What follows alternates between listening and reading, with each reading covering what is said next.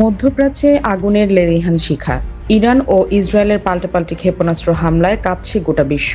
একদিকে আধুনিক মরণাস্ত্রের মহড়া, অন্যদিকে হাজার বছর আগের এক অমোঘ ভবিষ্যৎবাণী। তবে কি মানবজাতি ইতিহাসের সবচেয়ে ভয়াবহ যুদ্ধের দ্বারপ্রান্তে, নাকি বর্তমান এই রণক্ষেত্রই সেই আল মালহামা বা মহাপ্রলয়ের পূর্বাভাস?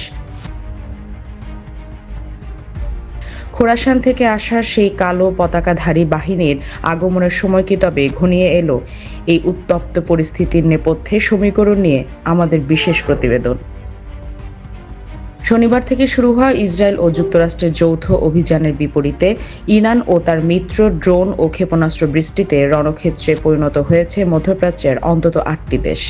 বিশ্লেষকরা সতর্ক করে বলেছেন, এই সংঘাত কেবল আঞ্চলিক নয়, রূপ নিতে পারে তৃতীয় বিশ্বযুদ্ধে। তবে এই রাজনৈতিক উত্তেজনার সমান্তরালে ইসলামী বিশ্বের বড় একটি অংশ মেলাচ্ছেন ভিন্ন এক হিসাব। তাদের দৃষ্টি এখন কয়েক শতাব্দী আগের সেই নবীজি সাল্লাল্লাহু আলাইহি সাল্লামের ভবিষ্যৎবাণীর দিকে। একটি প্রসিদ্ধ হাদিসে বর্ণিত হয়েছে, খোরাসান থেকে একদল সৈন্য কালো পতাকা নিয়ে আসবে, যাদের কেউ রুখতে পারবে না যতক্ষণ না তারা সেই পতাকা বাইতুল মুকাদ্দাস বা জেরুজালেমে উত্তোলন করবে। ইতিহাসবিদদের মতে খোরাসান বলতে প্রাচীন পারস্য বা বর্তমান ইরান, আফগানিস্তান ও তুর্কমেনিস্তানের বিশাল অঞ্চলকে বোঝানো হয়। কাকতালীয়ভাবে বর্তমান সংঘাতে ইসরায়েলের মূল প্রতিপক্ষ হিসেবে দাঁড়িয়েছে এই ইরানের নেতৃত্বাধীন জোটই।